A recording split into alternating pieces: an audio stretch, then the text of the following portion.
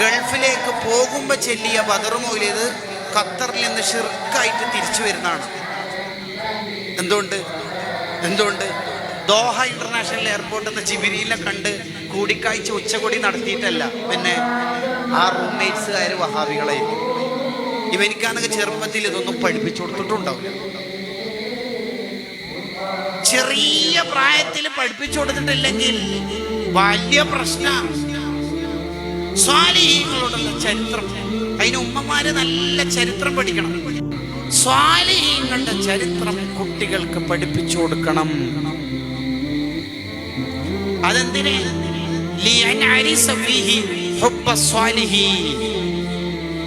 ആ മക്കളുടെ